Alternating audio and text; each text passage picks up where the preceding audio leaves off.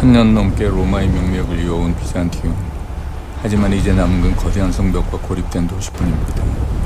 천년을 버틴 성벽이 단 한 발의 포성이 무너졌습니다. 21살의 야심과 메흐메트 2세와 마지막 황제 콘스탄티누스 11세의 숙명적 대결을 보시겠습니다.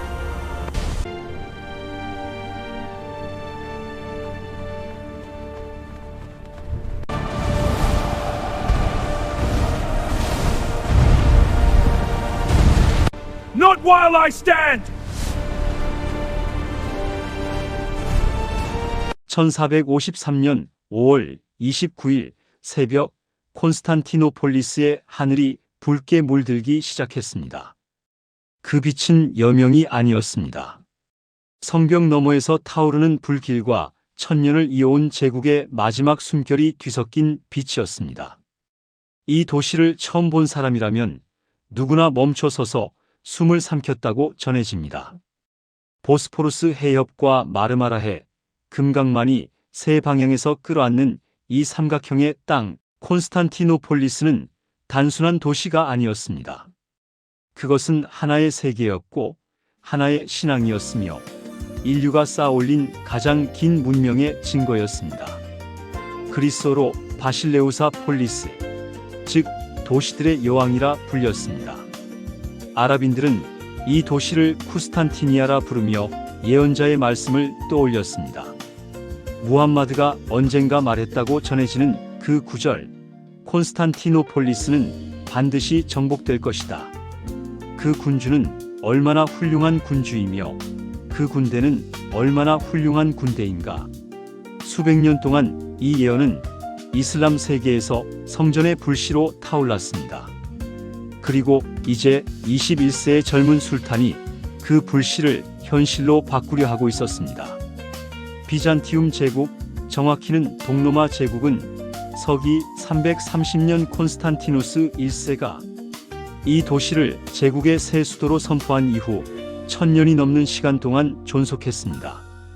서로마 제국이 476년에 무너졌을 때도, 아랍 군대가 7세기에 몰아쳤을 때도, 바이킹이 유럽을 휩쓸었을 때도, 십자군이 아이러니하게도 1204년에 이 도시를 약탈했을 때도 콘스탄티노폴리스는 결국 살아남았습니다. 그것은 단지 성벽 덕분만이 아니었습니다. 이 도시는 위기가 올 때마다 기적처럼 살아남았고 그 반복된 기적이 신화가 되었습니다. 성모 마리아가 도시를 지킨다는 믿음, 블라케르나이 성당에 보관된 성모의 외투가 성벽을 보이지 않는 힘으로 감싸고 있다는 신앙이 민심의 뿌리 깊은 곳에 자리 잡고 있었습니다. 그러나 1453년에 콘스탄티노폴리스는 더 이상 1000년 전의 그 도시가 아니었습니다. 제국이라는 이름은 남아 있었지만 실체는 이미 공허했습니다. 비잔티움 학자 게오르기오스 스프란치스의 기록에 따르면 1453년 당시 황제 콘스탄티누스 11세가 실제로 동원할 수 있었던 병력은 고작 7,000명에서 8,000명 수준이었습니다. 그 중에서도 정규 비잔티움 병사는 5,000명이 채 되지 않았고 나머지는 제노바와 베네치아에서 온 용병들이었습니다. 반면 메흐메트 2세가 이끌고 온 오스만 군대는 최소 8만 명, 일부 사료에서는 15만 명에 달한다고 기록합니다. 숫자만으로 본다면 이것은 싸움이 아니었습니다. 그것은 사형 선고였습니다. 도시 안의 상황도 처참했습니다. 한때 수십만 명이 살던 이 거대한 도시에는 1453년 당시 약 5만 명 정도의 주민만이 남아 있었다고 추정됩니다. 번화했던 광장들은 텅 비어 있었고 무너진 건물들 사이로 잡초가 자랐습니다. 제노바인들이 거류하는 갈라타 지구, 베네치아 상인들의 구역, 그리스 정교회 수도원들이 각자의 섬처럼 고립된 채 성벽 안에 흩어져 있었습니다. 제국의 재무는 바닥났고 유럽의 도움을 청하는 황제의 서한들은 대부분 묵살되거나 형식적인 동정만 돌아왔습니다. 교황 니콜라오 5세는 지원의 조건으로 동방교회와 서방교회의 합의를 요구했습니다.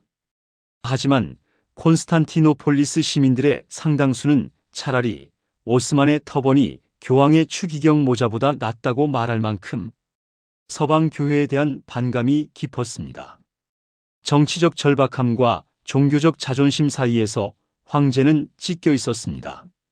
바로 이 극단적인 불균형 속에서 콘스탄티누스 11세는 항복을 거부했습니다. 메흐메트 2세는 정복 전에 여러 차례 항복을 권유했습니다.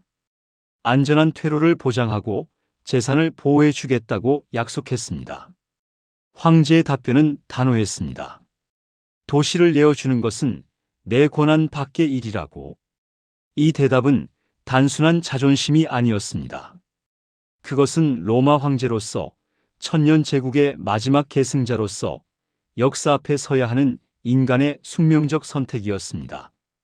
한쪽에는 야망과 천재성, 막대한 군사력과 새로운 기술로 무장한 21세의 술탄이 있었습니다. 다른 한쪽에는 텅 빈 금고와 소수의 병사, 그러나 천년의 역사와 흔들리지 않는 의지를 가진 48세의 황제가 있었습니다. 역사는 이 두 사람이 만나는 순간을 오래전부터 준비하고 있었는지도 모릅니다. 그리고 그 만남의 한가운데에 이제까지 어떤 전쟁에서도 본 적 없는 새로운 무기가 포연을 피워 올리며 기다리고 있었습니다. 천년을 지켜온 성벽 앞에 역사상 가장 거대한 포가 그 검은 입을 열고 있었습니다. 1452년 가을 어느 날 헝가리 출신의 기술자 우르반은 콘스탄티노폴리스의 성문을 두드렸습니다. 그는 대포를 만들 수 있는 사람이었습니다. 아니, 더 정확히 말하자면 그 시대에 누구도 상상하지 못한 크기의 대포를 설계하고 주조할 수 있는 극소수 중의 한 명이었습니다. 그는 황제에게 자신의 기술을 팔고자 했습니다. 비잔티움의 두꺼운 성벽을 지키는데 자신의 포가 쓰일 수 있다고 제안했습니다. 하지만 황제는 그를 받아들일 돈이 없었습니다. 기록에 따르면 황제는 우르반에게 일정 급료를 주겠다고 약속했으나 그마저도 제때 지급되지 않았고 결국 우르반은 발길을 돌렸습니다. 그 발길이 향한 곳은 에디르네, 오스만 제국의 수도였습니다. 메흐메트 2세는 우르반을 즉시 접견했습니다. 젊은 술탄은 우르반에게 단 하나의 질문을 던졌습니다. 테오도시우스 성벽을 무너뜨릴 수 있겠느냐고.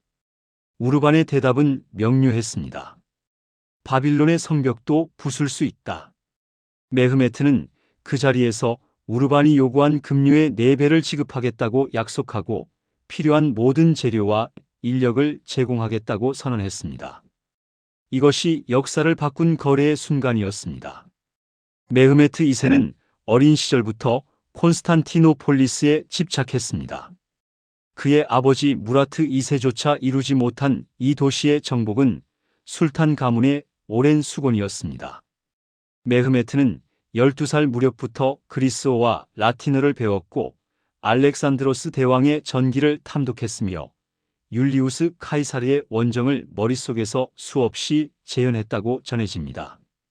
그는 단순히 영토를 원한 것이 아니었습니다.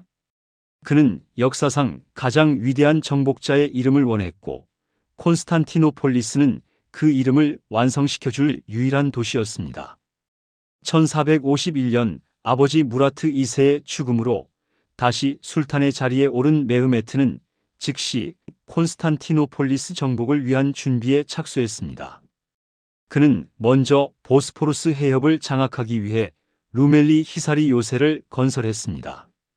1452년 봄에 착공하여 불과 넉 달 만에 완공된 이 요새는 해협 건너편에 이미 있던 아나돌루 히사리와 함께 콘스탄티노폴리스로 향하는 해상 보급로를 완전히 차단했습니다. 이 요새의 완공 자체가 이미 선전포고나 다름없었습니다. 그리고 이제 우르반의 대포가 그 계획의 마지막 핵심 조각으로 끼워졌습니다. 우르반이 에디르네에서 제작을 시작한 대포는 이후 바실리카라는 이름으로 역사에 기록됩니다. 오스만 사료에서는 샤이 또는 샤이 톱이라고 불리기도 합니다. 이 대포의 규모는 당시 기준으로는 말 그대로 경악스러운 것이었습니다. 포신의 길이는 약 8m에 달했고 포구의 직경은 75cm에서 91cm에 이르렀습니다. 발사하는 돌포탄의 무게는 약 270kg에서 320kg, 일부 기록에서는 600kg에 육박한다고도 합니다. 대포 자체의 무게는 약 19톤으로 추정됩니다. 이 수치들을 현대인의 감각으로 이해하기는 어렵습니다. 당시로 돌아가 상상해 봐야 합니다. 그 전까지 유럽과 중동에서 사용되던 포들은 기껏해야 수십 킬로그램짜리 돌을 날리는 수준이었습니다. 우르반의 대포는 그것과는 차원이 달랐습니다. 그것은 단순한 무기가 아니라 이동하는 재난이었습니다. 1453년 1월 대포가 완성되었습니다. 그러나 완성이 끝이 아니었습니다. 이 거대한 물체를 에디르네에서 콘스탄티노폴리스까지 약 240km를 이동시켜야 했습니다. 이 수송 작전은 그 자체로 공학적 위협이었습니다.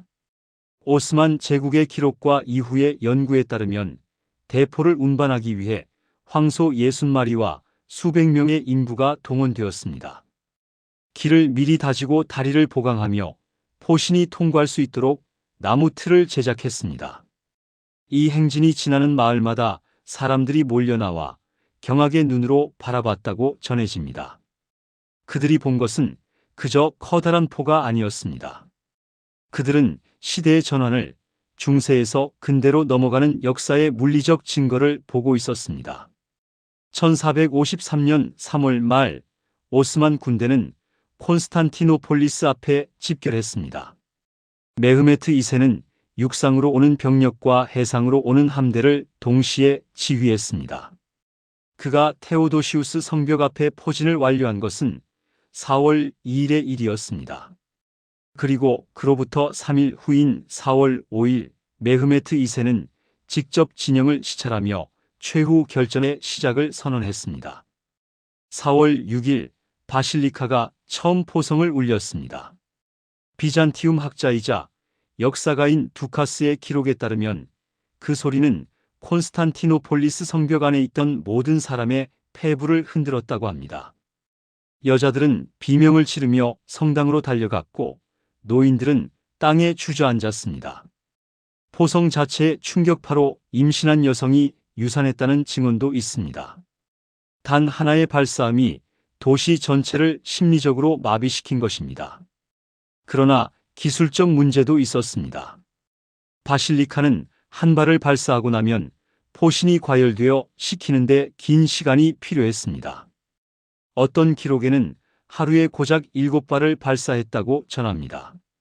발사 사이의 간격을 채우기 위해 우르반과 오스만 기술자들은 더 작은 포 여러 문을 함께 운용하는 포병 체계를 구성했습니다.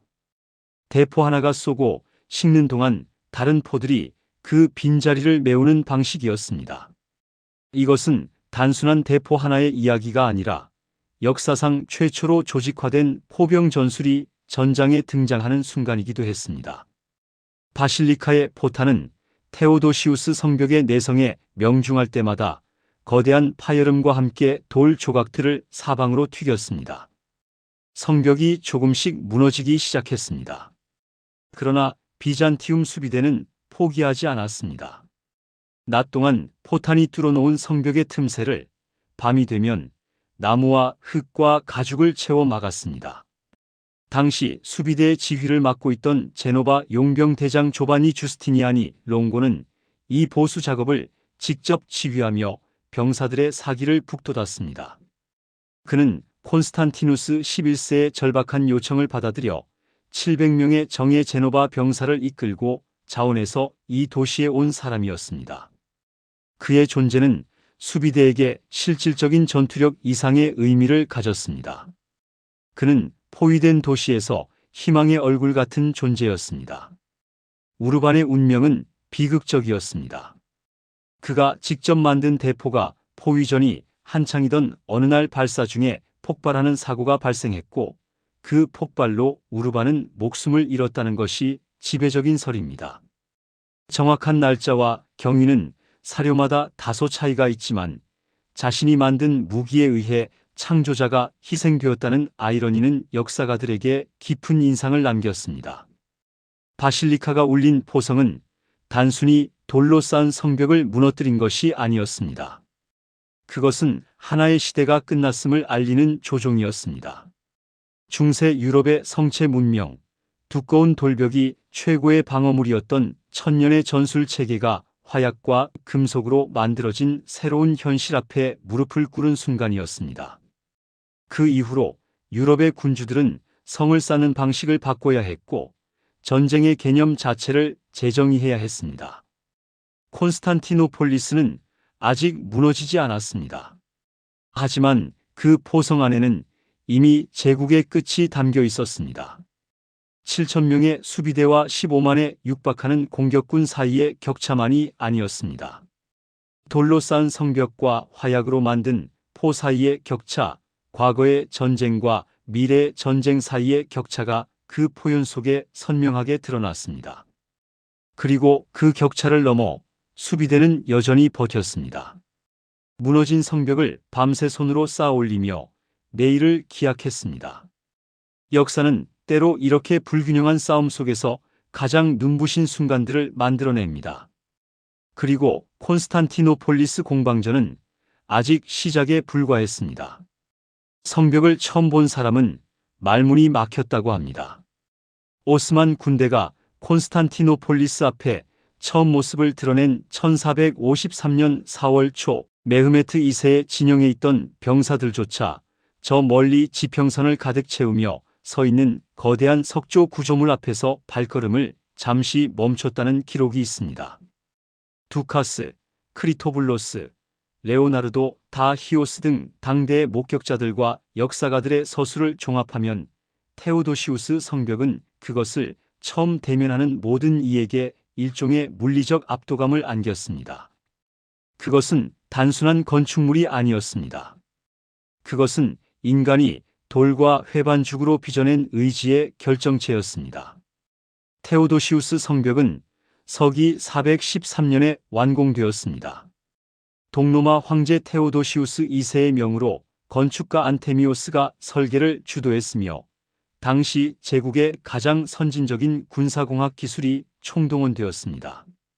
성벽이 완공된 후 얼마 지나지 않아 447년 대지진이 발생하여 성벽의 일부가 무너졌지만 당시 황제의 명을 받은 콘스탄티노폴리스 시민들이 불과 2달 만에 이를 보수했다는 기록이 남아 있습니다. 그 서둘러 보수를 마친 이유는 다름 아닌 훈족의 왕 아틸라가 서쪽에서 진격해 오고 있었기 때문입니다. 성벽은 완공된 그 순간부터 시험대 위에 놓여 있었습니다. 이 성벽의 구조는 단일한 벽 하나가 아니었습니다. 그것은 세 겹의 방어선이 유기적으로 결합된 복합 요새 체계였습니다. 현대 군사공학자들이 돌아봐도 경탄을 금치 못하는 이 삼중 구조를 이해하지 않고서는 56일에 걸친 공방전이 어떻게 가능했는지 설명할 수 없습니다. 가장 바깥에는 해자가 있었습니다. 폭 약 18m에서 20m, 깊이 약 5m에서 7m에 달하는 이 인공수로는 평상시에는 물을 채워놓을 수 있도록 설계되었고 적군의 접근 자체를 원천적으로 차단하는 역할을 했습니다. 해자를 건너 성벽에 접근하려면 반드시 임시 교량이나 흙 언덕이 필요했는데 그 과정 자체가 수비대의 집중 사격을 그대로 받아내야 하는 죽음의 구간이었습니다. 해자와 첫 번째 성벽 사이에는 약 15m에서 20m 폭의 평지가 있었는데 이 공간 역시 수비대의 활과 석궁, 투석기가 내려다보는 무인지대로 기능했습니다. 해자를 건너면 첫 번째 성벽, 즉 외벽을 만나게 됩니다. 높이 약 8m, 두께 약 2m의 이 외벽은 단독으로도 당시 유럽 대부분의 요새보다 강고한 방어물이었습니다. 외벽 위에는 흉벽이 있었고 일정한 간격마다 탑이 솟아 있었습니다. 이 탑들은 단순히 높이를 더하는 것이 아니라 적군이 성벽에 사다리를 걸거나 접근할 때 측면 사격을 가할 수 있는 전략적 돌출부로 기능했습니다. 외벽을 돌파한다 하더라도 싸움은 끝나지 않았습니다. 외벽 뒤에는 다시 약 10m에서 15m 폭의 공간이 있었고 그 너머에 진짜 핵심이 기다리고 있었습니다. 내벽, 즉 주성벽은 테오도시우스 성벽 체계의 심장이었습니다. 높이 약 12m에서 15m, 두께는 무려 4m에서 5m에 달했습니다. 현대 아파트로 치면 4층에서 5층 높이의 돌벽이 끝없이 이어지는 광경입니다.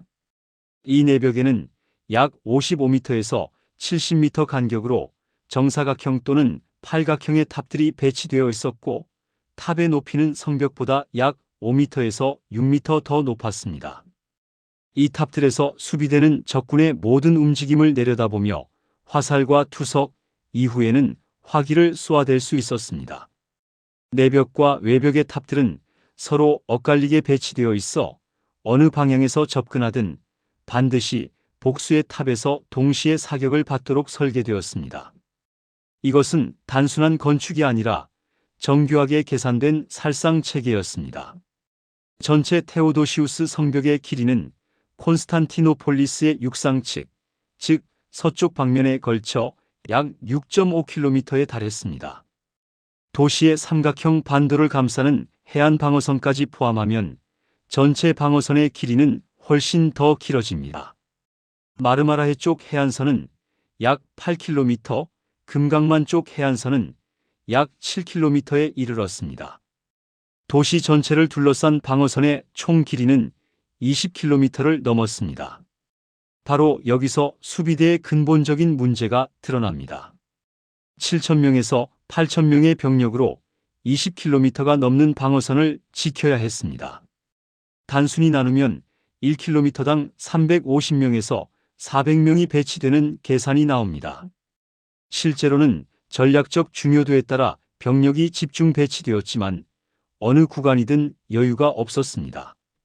적이 한 곳에서 가짜 공세를 펼쳐 수비 병력을 분산시킨 뒤 다른 곳에서 진짜 돌파를 시도하면 대응이 늦어질 수밖에 없었습니다. 메흐메트 2세는 바로 이 취약점을 간파하고 있었습니다. 콘스탄티누스 11세는 제한된 병력을 가장 효율적으로 배치하기 위해 방어선 구역을 나누어 각각의 지휘관에게 책임 구역을 할당했습니다. 가장 중요한 육상 방어선, 즉 테오도시우스 성벽의 중앙부는 황제 자신이 직접 지휘를 맡았습니다. 황제 곁에는 제노바 출신의 용병 대장 조바니 주스티니아니 롱고가 있었습니다. 그는 군사 전술에 정통했고 무엇보다도 포위전 경험이 풍부한 인물이었습니다. 주스티니아니가 지휘하는 제노바 병력 700명은 성벽 수비의 핵심 전력이었습니다. 금강만 쪽 방어는 베네치아 선원들과 크레타 출신 병사들이 맡았습니다. 마르마라해 쪽 해안 성벽은 비교적 방어하기에 유리한 지형이어서 적은 병력을 배치했습니다. 갈라타의 제노바 식민지는 공식적으로 중립을 선언했지만 실질적으로는 비잔티움의 물자와 정보를 제공하는 형태로 도움을 주고 있었습니다. 오스만 군대는 4월 6일 첫 포격을 시작한 이후 거의 매일 테오도시우스 성벽을 향해 포탄을 퍼부었습니다. 바실리카 외에도 크고 작은 포 수십 문이 콘스탄티노폴리스를 향해 일제히 불을 뿜었습니다. 비잔티움 역사가 게오르기오스 스프란치스의 기록에 따르면 바실리카 한 문에서만 하루에 7발을 발사했고 그 외의 포들까지 합치면 하루 포격 횟수는 상당했습니다. 포탄이 명중할 때마다 성벽에는 균열이 생기고 돌덩어리들이 떨어져 나갔습니다. 그러나 여기서 수비대는 결코 포기하지 않았습니다. 이것이 이 공방전에서 가장 극적인 장면 중 하나입니다.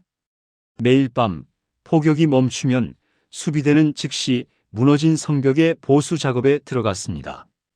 주스티니아니 롱고가 직접 이 작업을 진두지휘했습니다. 그들은 나무 기둥을 세우고 그 사이에 흙과 자갈, 포탄 파편까지 채워 넣었습니다. 커다란 술통을 흙으로 채워 성벽의 빈자리에 쌓기도 했습니다. 이 임시 방어물은 돌로 쌓은 원래 성벽만큼 단단하지는 않았지만 다음 날의 포격을 버텨내기에는 충분했습니다. 더 중요한 것은 이 작업이 포위된 도시 안의 사람들에게 우리는 아직 싸우고 있다는 신호를 보내주었다는 점입니다. 이 밤샘 보수 작업에는 병사들만이 아니라 도시의 민간인들도 참여했습니다. 남자들은 돌과 흙을 날랐고 여자들은 음식과 물을 성벽으로 날랐습니다. 수도승들은 기도를 올리며 작업하는 사람들의 곁에 섰습니다. 콘스탄티노폴리스는 하나의 생명체처럼 밤마다 스스로를 치유했습니다. 오스만 군대는 포격과 동시에 보병 돌격도 병행했습니다. 특히 테오도시우스 성벽 중앙부의 리쿠스 강이 흘러내려가는 저지대, 성벽이 다소 낮아지는 이 지점이 집중 공략 대상이 되었습니다. 이 구간을 비잔티움 사람들은 메소테이키온, 즉 성벽의 중간 부분이라고 불렀습니다. 지형상 성벽이 낮아지는 이 취약 지점을 보완하기 위해 수비대는 이 구간에 병력을 가장 두껍게 배치했고 황제와 주스티니안이 롱고가 직접 이 지점의 방어를 책임졌습니다. 4월 중순 이후 오스만 군대는 포격을 강화하는 동시에 대규모 보병 돌격을 여러 차례 시도했습니다. 그중 4월 18일 밤에 벌어진 공세는 특히 치열했습니다. 메흐메트 2세는 야간 기습을 통해 수비대가 방심한 틈을 노렸습니다. 수천 명의 오스만 병사들이 해자를 건너 외벽을 향해 돌격했습니다. 그러나 주스티니안이 롱고와 비잔티움 수비대는 이 공세를 격퇴했습니다. 총 4시간에 걸친 격전 끝에 오스만 공격대는 물러났고 수비대는 외벽을 지켜냈습니다. 이 승리는 포위된 도시에 잠시나마 활기를 불어넣었습니다. 성벽 안 어딘가에서 교회 종소리가 울렸다는 기록도 있습니다. 그러나 축하의 여운이 채 가시기도 전에 오스만의 포격은 다시 시작되었습니다. 밤마다 손으로 쌓는 성벽과 낮마다 포탄으로 무너뜨리는 적. 이 지루하고도 소모적인 싸움은 수비대의 체력과 정신력을 조금씩 그러나 확실하게 갉아먹고 있었습니다. 테오도시우스 성벽이 보여준 것은 건축의 위대함만이 아니었습니다. 그것은 그 성벽을 지키려 한 인간들의 위대함이기도 했습니다. 수적으로 압도적인 열세, 물자 보급의 차단, 매일 반복되는 포격의 공포 속에서도 수비대는 버텼습니다. 전술적으로도 그들은 결코 무능하지 않았습니다. 삼중 방어선의 구조를 최대한 활용하고 무너진 곳을 밤새 복구하며 적의 공세를 격퇴하는 이 56일간의 사투는 군사사에서 가장 경이로운 방어전 중 하나로 남아 있습니다. 그러나 역사는 용감한 자의 편이 아닐 때도 있습니다. 성벽은 버텼지만 성벽 바깥에서 예상치 못한 사건이 일어나고 있었습니다. 금강만의 쇠사슬이 버티고 있는 한 오스만 함대는 항구에 진입할 수 없었고 그것이 수비대에게 남은 마지막 위안이었습니다. 하지만 메흐메트 2세의 머릿속에는 이미 그 마지막 위안마저 무너뜨릴 계획이 움트고 있었습니다. 인간의 상상력이 도달할 수 없다고 생각했던 그 경계 너머의 계획이 1453년 4월 22일 새벽 콘스탄티노폴리스의 수비대원 하나가 금강만 쪽을 내려다보다가 눈을 비볐습니다. 다시 보았습니다. 그리고 비명을 질렀습니다. 만 안쪽 간밤까지만 해도 텅 비어있던 수면 위에 오스만의 군함들이 떠 있었습니다. 돛을 달고 노를 갖추고 완전히 무장한 채로 하룻밤 사이에 70여 척의 배가 금강만 안쪽에 나타난 것입니다.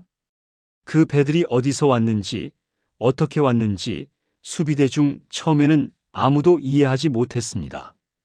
이해할 수가 없었습니다.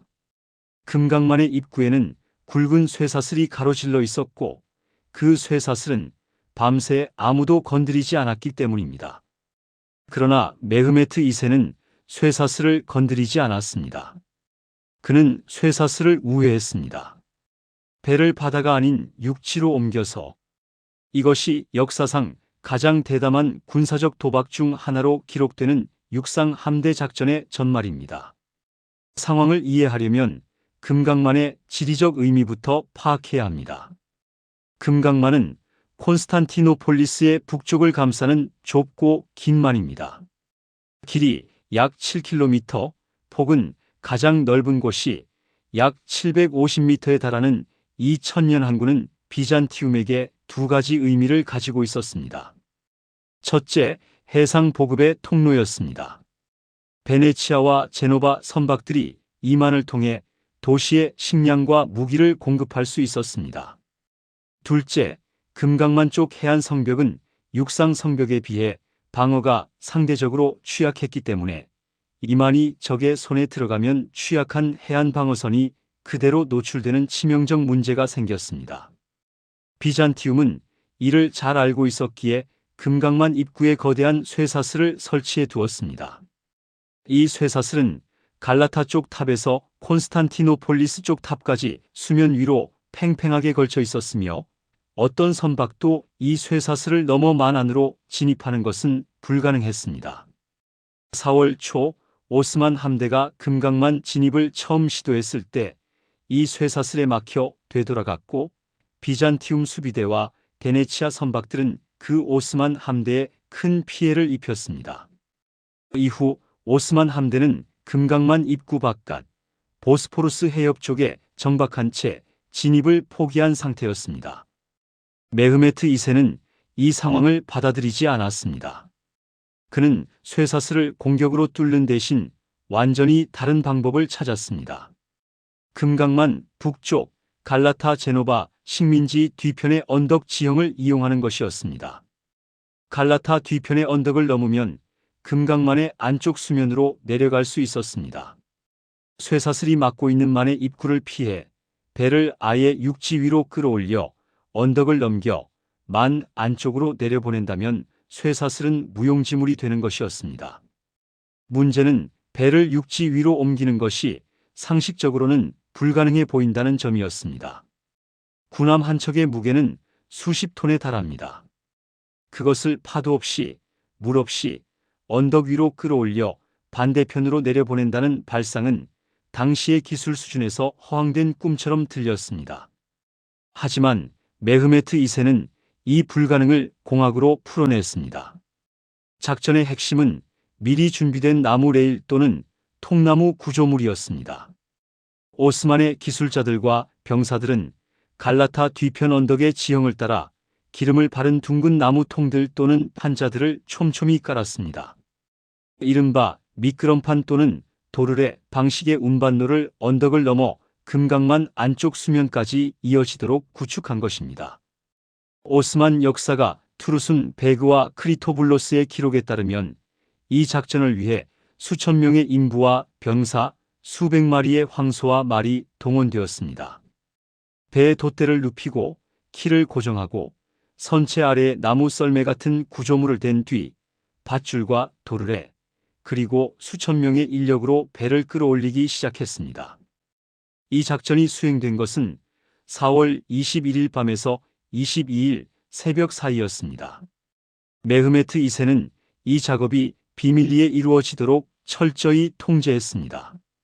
갈라타의 제노바인들이 이 광경을 목격했을 가능성이 있었지만 그들은 공식적 중립을 유지했기 때문에 비잔티움에 즉각적인 경보를 전달하지 않았거나 전달이 늦었습니다. 밤의 어둠 속에서 기름 바른 나무 위를 미끄러지듯 배들이 하나씩 언덕을 넘어 금강만 안쪽으로 내려갔습니다. 크리토블로스는 이 장면을 이렇게 묘사합니다. 배들이 마치 돛에 바람을 가득 받은 것처럼 육지 위를 빠르게 달렸으며 노 젓는 소리와 함성이 새벽 공기를 찢었다고.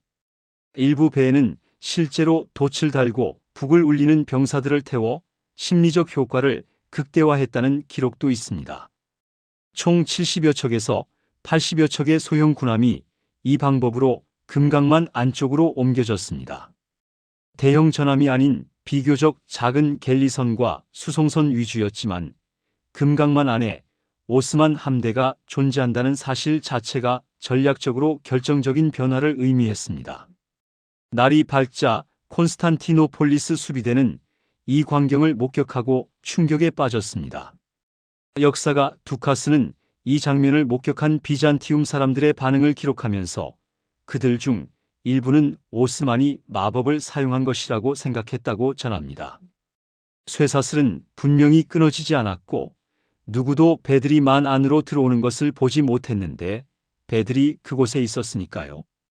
인간의 이성으로는 즉각 설명이 되지 않는 현실 앞에서 공포는 훨씬 더 깊게 뿌리를 내립니다.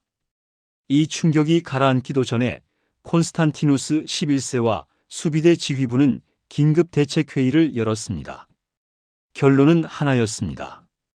금강만 안에 있는 오스만 함대를 불태워야 한다. 4월 28일 밤 비잔티움과 베네치아, 제노바 연합 세력은 화공선을 이용한 야간 기습 작전을 감행했습니다. 베네치아 선장 야코포 코코가 이 작전을 주도했습니다. 화약과 인화물질을 실은 소형 선박들을 오스만 함대에 접근시켜 불을 지르는 계획이었습니다.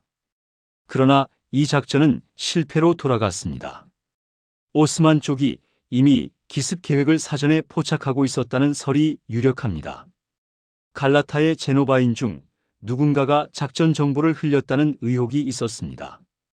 화공선이 오스만 함대에 접근하는 순간 오스만의 포와 궁수들이 일제히 불을 뿜었고 야간 기습대는 큰 피해를 입고 물러났습니다.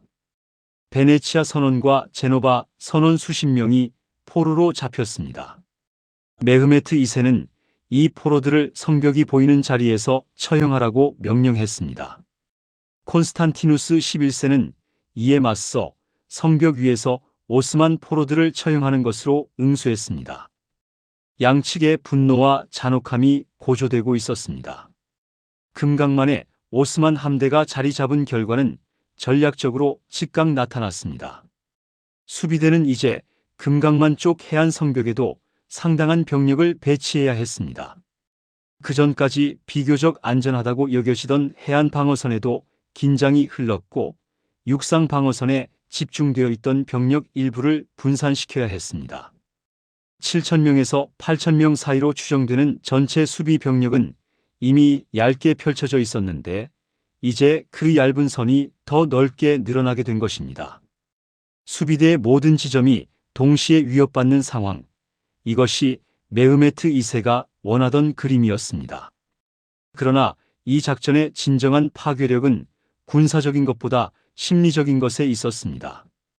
포위된 도시 안의 사람들은 이미 한 달 가까이 끊임없는 폭격과 고립 속에서 버텨오고 있었습니다. 그들을 지탱해 온 것은 단순한 물리적 방어력만이 아니었습니다. 이 도시는 예전에도 수많은 적을 물리쳤다는 역사적 기억, 금강만의 쇠사슬이 버티는 한 완전한 포위는 불가능하다는 믿음, 그리고 언젠가 서방에서 지원군이 올 것이라는 희망이 그들을 붙들고 있었습니다. 그런데 이제 그 믿음 중 하나가 새벽 여명 속에 산산조각 났습니다. 쇠사슬이 건재함에도 불구하고 오스만의 배가 만 안에 있었습니다. 불가능이 가능이 된 순간 남은 것들도 무너질 수 있다는 공포가 사람들의 마음속에 스며들기 시작했습니다. 게오르기오스 스프란치스는 이 시기를 회상하며 도시 안에 이상한 침묵이 흐르기 시작했다고 기록했습니다. 사람들은 말수가 줄었고 성당에 모이는 시간이 길어졌습니다.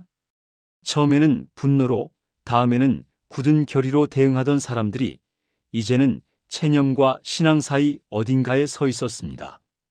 싸움의 의지가 사라진 것이 아니었습니다. 다만 그 의지 아래에 깔린 감정의 색깔이 바뀌었습니다.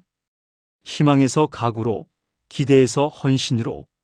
메흐메트 2세는 금강만 작전을 성공시킨 직후 또 하나의 심리전을 펼쳤습니다. 그는 금강만 안에 정박한 함대와 갈라타 사이에 나무와 통으로 만든 부교를 건설하도록 명령했습니다. 이 부교 위로 오스만의 포와 병력이 이동할 수 있었고 금강만 쪽 해안 성벽에 대한 직접적인 압박이 가능해졌습니다. 수비대 입장에서는 이제 동쪽과 서쪽, 남쪽과 북쪽 모든 방향에서 동시에 적을 상대해야 하는 완전한 포위가 현실이 된 것이었습니다. 포위전이 시작된 지 한 달이 지나고 있었습니다. 바실리카의 포격으로 테오도시우스 성벽의 여러 구간은 심각하게 손상된 상태였습니다. 매일 밤 보수를 해왔지만 벽돌과 흙으로 메운 임시 방어물이 원래의 돌벽만큼 튼튼하지 않다는 것은 모두가 알고 있었습니다. 수비대의 체력은 한계에 가까워지고 있었고 잠이 부족했으며 식량 비축량도 점점 줄어들고 있었습니다. 유럽에서 지원군이 올 것이라는 희망은 사실상 소멸되어 가고 있었습니다. 베네치아 공화국은 원정대 파견을 논의했지만 결정이 늦어졌고 실제로 구원 함대가 출항했을 때는 이미 도시의 함락 이후였습니다. 교황의 지원은 상징적인 수준에 머물렀습니다. 헝가리의 야노스 후냐디는 상황을 예의주시했지만 자국의 사정으로 적극적인 개입을 하지 않았습니다. 콘스탄티노폴리스는 세계를 향해 손을 내밀었지만 세계는 보지 못한 척했습니다. 콘스탄티누스 11세는 이 모든 상황을 알고 있었습니다. 그는 매일 성벽을 순찰하며 병사들을 격려했고 몸소 위험한 구간에 서서 수비를 지휘했습니다. 황제가 성벽 위에 있다는 사실 자체가 병사들에게는 포기하지 않겠다는 가장 강력한 선언이었습니다. 그러나 그의 내면에서 무슨 생각이 흘렀는지는 스프란치스의 기록을 통해 간접적으로 엿볼 수 있습니다. 스프란치스는 황제가 어느 날 밤 홀로 성소피아 성당을 찾아 오랜 시간 기도를 올렸다고 전합니다. 기도의 내용은 알 수 없습니다. 하지만 그 기도가 기적을 바라는 것이었는지 아니면 마음의 준비를 위한 것이었는지 그 차이가 이미 그의 마음속에서는 희미해지고 있었는지도 모릅니다. 육지 위를 달린 배들은 단지 물리적 포위망을 완성시킨 것이 아니었습니다. 그것은 인간의 상상력이 현실을 앞서 나갈 때 무슨 일이 벌어지는지를 보여주는 사건이었습니다. 불가능하다고 믿어온 것이 가능하다고 뒤바뀌는 순간 사람은 자신이 믿어온 다른 모든 것들도 다시 돌아보게 됩니다. 성벽은 여전히 서 있었고 수비대는 여전히 싸우고 있었지만 포위된 사람들의 마음속 성벽에는 배 한 척이 지나간 자리만큼의 균열이 생겨나고 있었습니다. 그 균열을 메울 재료는 이제 돌과 흙이 아니었습니다. 오직 신앙과 각오뿐이었습니다. 그리고 함락 전날 밤 콘스탄티노폴리스의 사람들은 그 신앙과 각오를 한자리에 모아 마지막 불꽃을 피워 올렸습니다. 1453년 5월 28일 화요일 저녁이었습니다. 56일째 계속된 포위전이 마침내 그 마지막 밤을 맞이하고 있었습니다. 메흐메트 2세는 그날 오후 전군에 포고를 내렸습니다. 내일 새벽 최후의 총공세를 감행한다고. 오스만 진영 전체에 명령이 전달되었고 병사들은 무기를 손질하고 갑옷을 점검하며 기도를 올렸습니다. 공격 개시 전날 밤 메흐메트 2세는 전통에 따라 군대가 하루 동안 휴식을 취하고 정신을 가다듬도록 했습니다. 오스만 진영 곳곳에 횃불이 밝혀졌고 북소리와 피리 소리가 밤 공기를 채웠습니다. 이슬람 기도 소리, 즉 두아가 수만 명의 목소리로 콘스탄티노폴리스 성벽을 향해 흘러들었습니다. 그 소리는 단순한 기도가 아니었습니다. 그것은 내일 이 도시가 자신들의 것이 될 것이라는 확신의 표현이었습니다.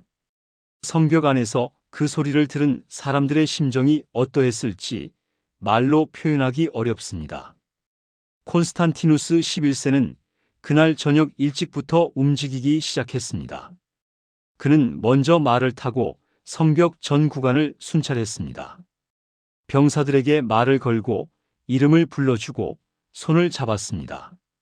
게오르기오스 스프란치스의 기록에 따르면 황제는 이 순찰 중에 병사들에게 짧은 연설을 했습니다. 내용의 일부가 전해집니다. 그는 4가지를 들었다고 합니다. 신앙을 위하여, 조국을 위하여, 황제를 위하여, 그리고 가족을 위하여 싸워달라고. 짧고 단순한 말이었지만 그것이 오히려 더 깊이 마음을 찔렀을 것입니다. 수사학으로 포장된 연설이 아니라 함께 죽을 각오를 한 사람의 말이었기 때문입니다. 순찰을 마친 황제는 말에서 내려 성 소피아 성당으로 향했습니다. 성 소피아 성당, 그리스어로 하기야 소피아, 즉 거룩한 지혜의 성전은 콘스탄티노폴리스의 심장이었습니다. 유스티니아누스 1세가 537년에 완공한 이 성당은 1000년 가까이 동방 기독교 세계의 정신적 중심으로 서 있었습니다. 거대한 돔과 그 아래 쏟아지는 빛, 황금 모자이크와 대리석 기둥들, 수백 개의 촛불이 빚어내는 분위기는 보는 이로 하여금 이 세계가 아닌 어딘가에 서 있는 듯한 감각을 주었습니다. 비잔티움 사람들에게 이 성당은 단순한 건축물이 아니었습니다. 그것은 신이 이 도시와 맺은 약속의 물리적 증거였습니다. 그러나 이 성당에는 깊은 상처가 있었습니다. 1054년에 동서교회 분열, 그리고 1204년 제4차 십자군의 콘스탄티노폴리스 약탈 이후 성 소피아는 한때 가톨릭 성당으로 전환되는 굴욕을 겪었습니다. 1261년 비잔티움이 도시를 되찾은 이후 다시 정교의 성당으로 돌아왔지만 그 상처의 기억은 오래 남았습니다. 그리고 1453년 초 콘스탄티누스 11세가 서방의 지원을 얻기 위해 동방교회와 서방교회의 합의를 선언하는 예식을 이 성당에서 거행했을 때 분노한 콘스탄티노폴리스 시민들 중 일부는 성당 출입을 거부했습니다. 어떤 이들은 차라리 오스만에 항복하는 것이 라틴 교회와 합치는 것보다 낫다고 공개적으로 말했습니다. 제국이 위기에 처한 그 순간에도 사람들의 마음은 하나가 되지 못했습니다. 그러나 5월 28일 저녁 성 소피아 성당의 문이 열렸습니다. 그리고 도시 안에 남아있던 거의 모든 사람들이 그 안으로 들어왔습니다. 가톨릭과 정교회, 제노바인과 베네치아인과 비잔티움 그리스인, 병사와 성직자와 민간인, 남자와 여자와 아이들이 함께 그 공간을 채웠습니다. 합일 예식에 반대하여 성당을 거부했던 사람들도 이날 밤은 들어왔습니다. 어쩌면 이것이 마지막 밤임을 모두가 알고 있었기 때문일 것입니다. 마지막 순간에 사람들은 자신이 무엇을 믿는지보다 누구와 함께 있는지를 먼저 생각하게 됩니다. 촛불 수백 개가 켜졌습니다. 성가대가 성가를 불렀습니다. 대주교 게나디오스의 반대편에 서 있던 친합일파 주교 이시도로스가 예배를 집전했습니다. 정교회 전례와 가톨릭 전례가 이 마지막 밤 성 소피아 안에서 섞였습니다. 역사가들은 이 예배를 성 소피아에서 거행된 마지막 기독교 예배로 기록합니다. 그 다음날 이후 이 성당에서 기독교 미사가 다시 열리기까지는 수백 년이 걸렸습니다. 콘스탄티누스 11세는 예배 중에 성체를 받았습니다. 그리고 성당 안에 모인 사람들 한 명 한 명에게 다가가 용서를 구했습니다. 황제가 신민에게 용서를 청하는 장면, 이것은 비잔티움 1000년의 역사에서 전례가 없는 일이었습니다.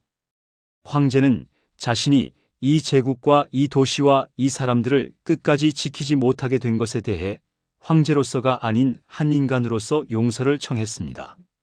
스프란치스는 이 장면을 기록하면서 자신도 눈물을 멈출 수 없었다고 고백합니다. 성당 안에 많은 사람들이 울었습니다. 황제도 울었습니다. 예배가 끝난 후 황제는 황궁으로 돌아갔습니다. 그리고 그곳에서 그는 신하들과 측근들에게 작별을 고했습니다.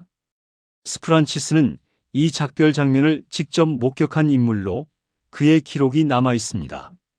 황제는 자신에게 잘못을 저지른 모든 일을 용서한다고 말했고 자신도 알게 모르게 저지른 잘못에 대한 용서를 구했습니다. 신하들 중 많은 이들이 이 자리에서 통곡했습니다. 황제 자신도 눈물을 흘렸다고 스프란치스는 전합니다. 그 후 황제는 갑옷을 점검했습니다. 여기서 한 가지 장면이 전해집니다. 콘스탄티누스 11세가 갑옷에 달린 황제의 상징물, 즉 쌍두 독수리 문양의 휘장을 스스로 떼어냈다는 것입니다. 이것이 단순한 행동이 아니었습니다. 황제의 상징을 스스로 제거한다는 것은 내일 전장에서 자신이 황제가 아닌 한 명의 로마 병사로 싸우겠다는 선언이었습니다. 포로로 잡히지 않겠다는 의지의 표현이기도 했습니다. 황제의 상징이 없으면 적군이 그를 황제로 식별하기 어렵고 따라서 생포보다는 전사할 가능성이 높아집니다. 그는 살아남는 것이 아니라 이 도시와 함께 끝을 맞이하는 것을 선택했습니다. 황제로서가 아니라 한 명의 로마 시민으로 죽겠다는 이 선택을 두고 후대의 역사가들은 오랫동안 이야기해 왔습니다. 어떤 이는 그것이 진정한 황제다움이라고 했고 어떤 이는 그것이 비극적 허무주의라고 했습니다. 그러나 분명한 것은 그 선택이 당시 그 자리에 있던 사람들에게 어떤 연설보다도 강한 메시지를 전달했다는 점입니다. 황제가 도망치지 않는다. 황제가 함께 싸운다. 황제가 함께 죽는다. 성벽 바깥 오스만 진영의 밤은 또 다른 분위기였습니다. 메흐메트 2세는 이날 오후 전군 앞에서 연설을 했습니다. 오스만의 역사가 투르순 베그와 아스파샤자대의 기록을 종합하면 메흐메트는 병사들에게 이슬람 성전의 의미와 콘스탄티노폴리스 정복이 가져올 영광을 역설했습니다. 그는 도시가 함락되면 3일간의 약탈을 허용하겠다고 약속했습니다. 이것은 당시의 전쟁 관행에 따른 것이었지만 동시에 오스만 병사들의 전투 의지를 극도로 끌어올리는 효과적인 방법이기도 했습니다. 메흐메트는 또한 도시를 처음으로 돌파하는 병사에게 막대한 포상을 내리겠다고 선언했습니다. 연설이 끝난 뒤 오스만 진영 전체에서 기도 소리가 울려 퍼졌습니다. 이슬람 예배, 즉 살라트와 함께 코란 낭송 소리가 밤 공기에 실려 성벽 안으로 흘러들었습니다. 북소리, 악기 소리, 함성, 빛과 소리의 향연이 오스만 진영을 가득 채웠고 그것은 성벽 안의 사람들에게는 내일의 공포를 미리 맛보게 하는 심리전이기도 했습니다. 메흐메트 2세 자신은 이 밤을 어떻게 보냈을까요? 당대의 기록들은 그가 밤새 잠을 자지 않았다고 전합니다. 그는 진영을 돌며 지휘관들에게 마지막 지시를 내렸고 공격 계획을 다시 한번 점검했습니다. 총 공세는 3단계로 구성되어 있었습니다. 첫 번째는 바시보주크, 즉 비정규 보병대가 먼저 돌격하여 수비대를 지치게 만드는 것이었습니다. 두 번째는 아나톨리아에서 온 정규 보병대가 공세를 이어받는 것이었습니다. 그리고 세 번째, 결정적 돌파는 오스만 최정예 부대인 예니체리가 담당하도록 했습니다. 이 3단계 공세는 수비대가 첫 번째 파도를 막아낸 후 지친 상태에서 두 번째, 세 번째 파도를 연속으로 받아내야 하는 구조로 설계되었습니다. 21세의 술탄은 이 모든 것을 머릿속에서 수없이 되풀이했을 것입니다. 어린 시절부터 꿈꿔온 이 도시의 정복이 내일 새벽 현실이 되거나 아니면 또다시 실패로 끝나거나 역사는 내일 아침 해가 뜨기 전에 결정될 것이었습니다. 두 진영 사이의 밤, 성벽을 경계로 두 개의 세계가 각자의 방식으로 신에게 기도를 올리고 있었습니다. 한쪽에서는 수백 년을 지켜온 성당의 촛불 아래 라틴어와 그리스어로 섞인 찬송이 울렸고 다른 쪽에서는 아랍어로 낭송되는 코란 소리가 밤하늘로 퍼져나갔습니다. 어느 기도가 옳고 어느 기도가 그른 것이 아니었습니다. 두 기도 모두 진심이었고 두 기도 모두 내일의 공포와 불확실성 앞에 선 인간들이 할 수 있는 가장 솔직한 행위였습니다. 자정이 지나고 5월 29일로 날짜가 바뀌었습니다. 오스만 진영에서 북소리가 멈추고 잠시 정적이 찾아왔습니다. 그 정적 속에서 메흐메트 2세는 최후의 명령을 내렸습니다. 총공세 개시. 새벽 1시 30분경 오스만의 나팔 소리가 울렸습니다. 성벽 위의 수비대원들은 그 소리를 듣는 순간 모두가 무슨 의미인지 알았습니다. 마지막이 시작되었습니다. 병사들은 무기를 들었습니다. 황제는 갑옷을 입었습니다. 성 소피아의 촛불들은 아직 꺼지지 않았습니다. 역사는 이렇게 끝이 나는 것이 아니라 이렇게 새벽을 맞이하는 것임을 콘스탄티노폴리스의 마지막 밤은 보여주었습니다. 끝이 오는 줄 알면서도 기도를 올리고 용서를 구하고 갑옷을 입고 성벽으로 달려가는 것. 그것이 인간이 역사 앞에서 할 수 있는 가장 숭고한 행위였습니다. 그리고 새벽의 어둠 속 테오도시우스 성벽 어딘가에 작은 문 하나가 아직 잠겨 있었습니다. 그 문의 이름은 케르코포르타.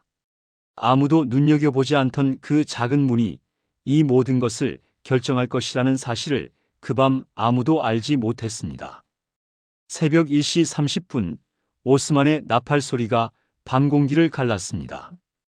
그 순간부터 콘스탄티노폴리스의 역사는 분 단위로 기록됩니다. 메흐메트 2세의 계획대로 첫 번째 공세는 바시보주크 부대, 즉 불규칙하게 편성된 비정규 보병들이 맡았습니다. 이들은 아나톨리아와 유럽 각지에서 모여든 다국적 용병과 의용병으로 구성되었으며 훈련 수준은 낮았지만 수가 많았습니다. 메흐메트는 이들을 일부러 가장 먼저 투입했습니다. 이들이 수비대의 화살과 투석, 화기를 소모시키고 수비대의 체력을 먼저 갉아먹는 역할을 맡았습니다. 비정규 보병들은 해저를 건너 외벽으로 돌격했고 수비대는 이를 격퇴하며 맞섰습니다. 2시간에 걸친 혼전 끝에 바시보주크 부대는 큰 피해를 입고 물러났습니다. 수비대는 첫 번째 파도를 막아냈습니다. 그러나 대가가 컸습니다. 화살이 소모되었고 투석에 쓰이는 돌도 줄었습니다. 무엇보다 병사들이 지쳐 있었습니다.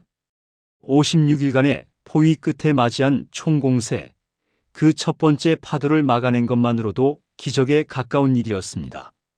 새벽 3시경 두 번째 파도가 밀려왔습니다.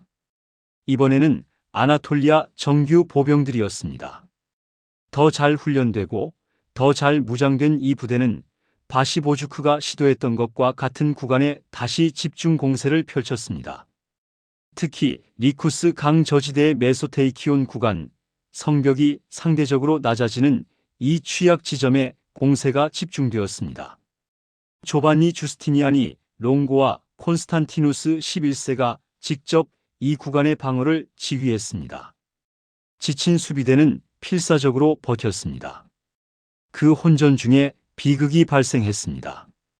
주스티니안이 롱고가 부상을 입었습니다. 정확히 어떤 부위에 어떤 무기로 입은 부상인지는 사료마다 다소 차이가 있습니다. 두카스는 화기에 의한 관통상이라고 기록하고 스프란치스는 창에 의한 부상이라고 전합니다. 부상의 종류보다 중요한 것은 그 결과였습니다. 주스티니아니는 전선에서 물러나겠다고 했습니다. 황제는 그를 붙잡으며 지금 이 자리를 떠나면 안 된다고 호소했다고 전해집니다. 그러나 주스티니아니는 성벽 뒤로 후퇴했고 그의 병사들이 그를 따랐습니다. 제노바 용병들의 후퇴는 수비대 전체에 파장을 일으켰습니다. 주스티니아니는 56일 동안 이 방어전에 살아있는 상징이었습니다. 그가 후퇴하는 장면을 본 수비대원들 사이에서 동요가 일기 시작했습니다. 어떤 병사들은 그가 도망치는 것이라고 오해했고 그 오해가 공포를 부추겼습니다. 지휘체계의 한 축이 갑자기 무너진 것입니다. 바로 그 순간 성벽 북쪽 어딘가에서 함성이 들려왔습니다. 오스만 병사들의 함성이었습니다. 케르코포르타 즉 성벽의 작은 쪽문이 열려 있었습니다. 케르코포르타는 테오도시우스 성벽 북쪽 끝 북은 블라케르나이 구역에 위치한 소형문이었습니다. 평소에는 소수의 병력이 성벽 밖으로 나가 적의 측면을 기습하는 출격구로 사용되던 문이었습니다. 공방전이 시작된 이후 누군가가 이 문을 이용해 출격했다가 문을 닫고 잠그는 것을 잊었거나 혹은 제대로 잠그지 않은 채로 돌아왔습니다. 누가 그랬는지 실수인지 배신인지는 역사가들 사이에서 지금도 논쟁 중입니다. 다만 분명한 사실은 그 작은 문이 열려 있었다는 것입니다. 오스만의 소규모 정찰대가 이 문을 발견했습니다. 그들은 즉시 안으로 밀고 들어갔고 성벽 위로 올라가 오스만의 깃발을 꽂았습니다. 그 깃발이 보이는 순간 오스만 진영 전체에서 함성이 터졌습니다. 성벽이 뚫렸다는 외침이 순식간에 전군으로 퍼져나갔습니다. 수비대 일부는 이 함성을 듣고 성벽 위에 오스만의 깃발이 서 있는 것을 보았습니다. 도시가 이미 함락된 것이 아닌가 하는 공포가 엄습했고 일부 병사들은 전열을 이탈했습니다. 이 혼란은 삽시간에 방어선 전체로 번졌습니다. 메흐메트 2세는 이 순간을 놓치지 않았습니다. 그는 즉시 예니체리, 즉 오스만 최정예 보병 부대를 투입했습니다. 예니체리들은 어린 시절부터 오로지 전투를 위해 훈련받은 직업 군인들이었습니다. 그들은 흔들리지 않는 대열을 유지하며 메소테이키온 구간의 손상된 성벽을 향해 돌격했습니다. 지치고 동요한 수비대는 이 마지막 파도를 막아낼 힘이 남아있지 않았습니다. 콘스탄티누스 11세가 마지막으로 목격된 것은 바로 이 혼전속이었습니다. 황제는 물러서지 않았습니다.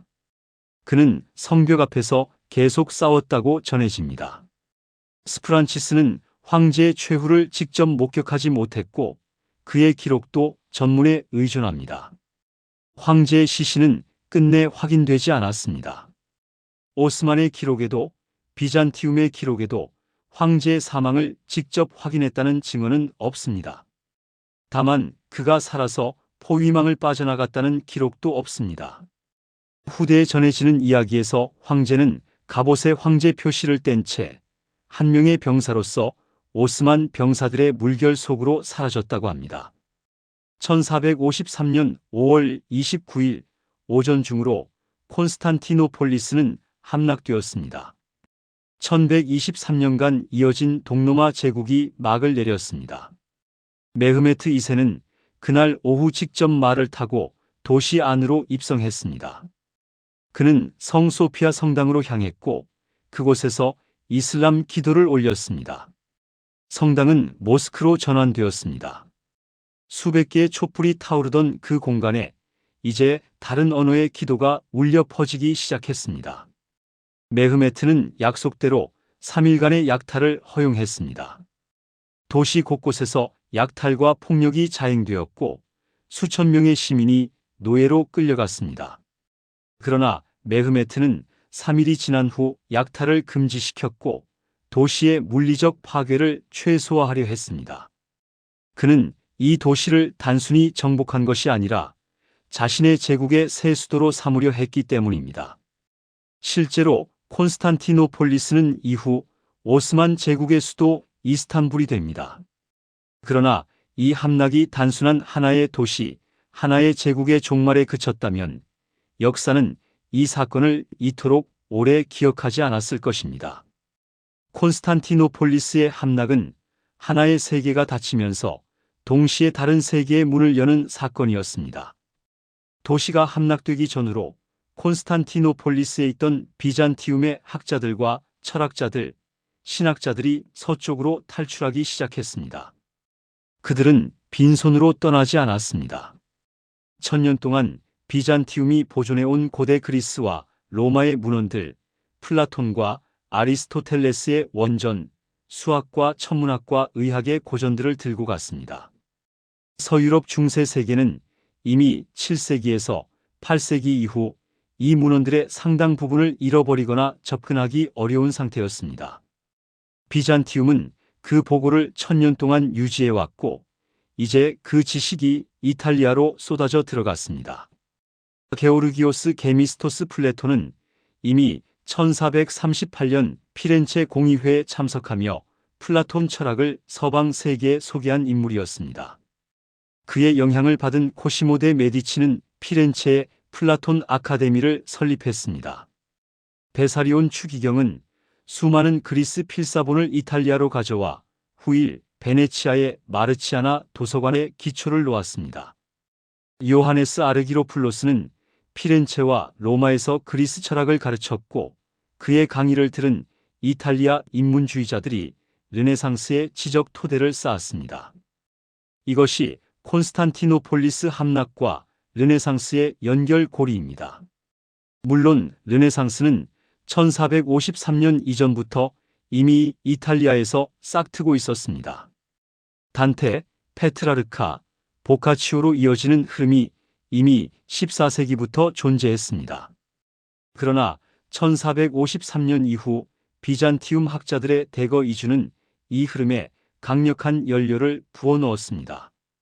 고대 그리스어 원전에 대한 직접적인 접근이 가능해지면서 인문주의 학자들은 라틴어 번역본이 아닌 원문으로 플라톤과 아리스토텔레스를 읽기 시작했습니다. 이것은 단순한 언어의 차이가 아니었습니다. 원문을 읽는다는 것은 번역 과정에서 생겨난 오해와 왜곡을 걷어내고 사상의 본질에 직접 닿는다는 의미였습니다. 그 접촉에서 새로운 사유가 폭발적으로 쏟아져 나왔습니다. 르네상스만이 아니었습니다. 콘스탄티노폴리스의 함락은 대항해 시대의 도화선이 되기도 했습니다. 오스만 제국이 콘스탄티노폴리스를 장악하면서 동방으로 향하는 육상 무역로, 이른바 실크로드의 서쪽 출구가 오스만의 통제하에 놓이게 되었습니다. 향신료와 비단, 도자기를 비롯한 아시아 산물들에 대한 유럽의 수요는 줄어들지 않았지만 그 공급로가 막히거나 비용이 급격히 높아졌습니다. 유럽의 상인들과 군주들은 오스만을 우회하는 새로운 무역로를 찾아야 했습니다. 그 절박함이 포르투갈과 에스파냐의 탐험가들을 대서양으로 내몰았고 바르톨로메우 디아스는 1488년 아프리카 남단의 희망봉을 돌았으며 바스코 다 가마는 1498년 인도 항로를 개척했습니다. 그리고 1492년 크리스토퍼 콜럼버스는 서쪽으로 향해 아메리카 대륙에 닿았습니다. 물론 이 모든 것이 단순히 1453년의 결과라고 말하는 것은 역사를 지나치게 단선적으로 보는 것입니다. 그러나 1453년이 이 모든 변화의 흐름을 가속화하고 방향을 바꾸는 데 결정적인 역할을 했다는 것은 부인하기 어렵습니다. 하나의 세계가 닫힐 때 그 닫힘 자체가 다른 세계를 열어야 하는 필요를 만들어냈습니다. 테오도시우스 성벽은 무너졌습니다. 그러나 그 성벽이 1000년 동안 지켜온 것들, 즉 고대의 지식과 사유와 문화는 성벽이 무너지는 그 순간 새로운 발로 서유럽의 땅을 걷기 시작했습니다. 종말은 단절이 아니었습니다. 그것은 변형이었습니다. 하나의 형태가 끝났지만 그 안에 담겨있던 본질은 다른 형태로 계속되었습니다. 1453년 5월 29일 콘스탄티노폴리스가 함락된 날, 중세가 끝나고 근대가 시작되었다고 역사가들은 말합니다. 그것은 단지 연대 기적 구분이 아닙니다. 인간이 세계를 보는 방식, 지식을 다루는 방식, 권력과 신앙과 이성의 관계를 이해하는 방식이 근본적으로 달라지기 시작한 것입니다. 그 출발점에 무너진 성벽 하나가 있었습니다. 지금 이스탄불의 거리를 걷다 보면 문득 발걸음이 멈추는 순간이 있습니다. 토프카프 궁전 뒤편으로 이어지는 골목, 아야소피아 광장의 돌바닥, 에디르네 카프 근처 언덕 위에 지금도 서 있는 테오도시우스 성벽의 잔해 앞에서 그 돌들은 여전히 거기 있습니다. 1600년 전 쌓인 것들이 풀과 이끼를 두르고 현대 도시의 소음 사이에서 조용히 서 있습니다. 관광객들은 사진을 찍고 고양이들은 그 틈새에서 낮잠을 잡니다. 성벽은 자신이 품었던 기억들을 말하지 않습니다. 그러나 아는 사람에게는 그 침묵이 오히려 더 많은 것을 말해줍니다. 1453년에 콘스탄티노폴리스 공방전이 역사에 남긴 것은 단순히 하나의 제국의 종말이 아닙니다. 그것은 인간이 극한의 상황에서 어떻게 행동하는지를 보여주는 압축된 인류의 자화상입니다. 메흐메트 2세는 21세의 나이에 역사상 가장 난공불락의 도시를 정복했습니다. 그는 단순한 군사적 천재가 아니었습니다. 그는 새로운 기술을 과감하게 수용하고 불가능해 보이는 전략을 실행에 옮기며 수십만 명의 인간을 하나의 목표를 향해 이끄는 지도자의 자질을 갖추고 있었습니다. 그는 콘스탄티노폴리스를 정복한 이후 파티흐, 즉 정복자라는 칭호를 얻었고 오스만 제국의 황금기를 열었습니다. 그러나 역사가들이 그에게 주목하는 것은 정복 그 자체만이 아닙니다. 그는 정복 후에도 이 도시의 문화와 지식을 보존하려 했고 다양한 종교와 민족이 공존하는 체제를 구축하려 했습니다. 정복자이면서 동시에 문명의 계승자이기도 했다는 점이 그를 단순한 정복자 이상의 존재로 만듭니다. 콘스탄티누스 11세는 패배한 황제입니다. 그러나 그 패배 안에 담긴 것들을 들여다보면 승패의 기준이 무엇인지 다시 묻게 됩니다. 그는 항복하지 않았습니다. 도망치지 않았습니다. 마지막 밤 성당에서 시민들에게 용서를 구하고 갑옷의 황제 표식을 떼어낸 채 성벽으로 달려간 그 선택은 어떤 의미에서는 승리보다 더 오래 기억되는 종류의 행위입니다. 그의 시신은 끝내 발견되지 않았습니다. 후대의 그리스인들 사이에서는 황제가 죽은 것이 아니라 대리석으로 굳어져 콘스탄티노폴리스의 어딘가에서 잠들어 있으며 언젠가 다시 깨어날 것이라는 전설이 생겨났습니다. 대리석 황제 전설. 그것은 단순한 민간 신화가 아닙니다. 그것은 패배 속에서도 존엄을 잃지 않았던 한 인간에 대한 기억이 집단의 상상력 속에서 살아남은 방식입니다. 조반니 주스티니아니 롱고는 부상을 입고 후퇴한 후 키오스 섬으로 후송되었지만 그 해를 넘기지 못하고 사망했습니다. 그가 마지막 순간에 성벽을 떠난 것을 두고 일부 사료는 비겁한 행동이라고 비난했고 다른 사료는 부상의 심각성을 감안할 때 불가피한 후퇴였다고 옹호했습니다.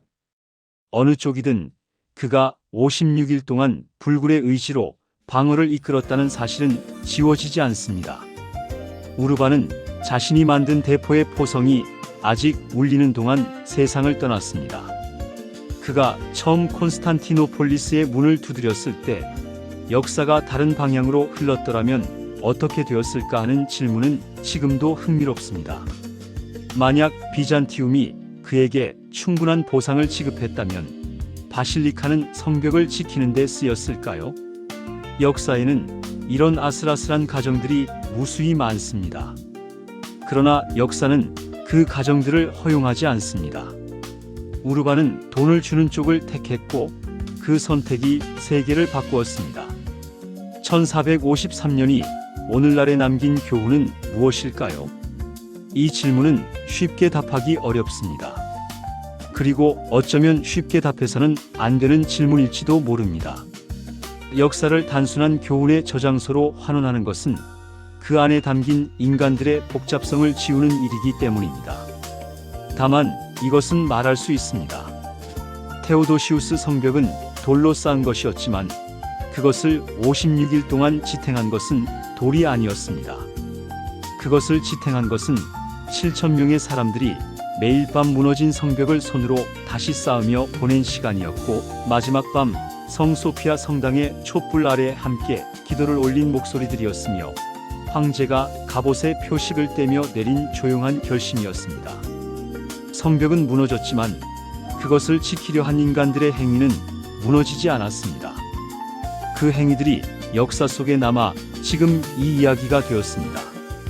기술은 진보하고 제국은 흥망하며 도시는 이름을 바꿉니다. 콘스탄티노폴리스는 이스탄불이 되었고 성 소피아는 모스크가 되었다가 박물관이 되었다가 다시 모스크가 되었습니다. 테오도시우스 성벽의 잔해는 지금도 이스탄불 서쪽 경계를 따라 길게 이어져 있고 그 위로는 고양이와 잡초와 관광객과 이스탄불 시민들의 일상이 흘러갑니다. 역사는 그렇게 현재 안에 묻혀 계속됩니다.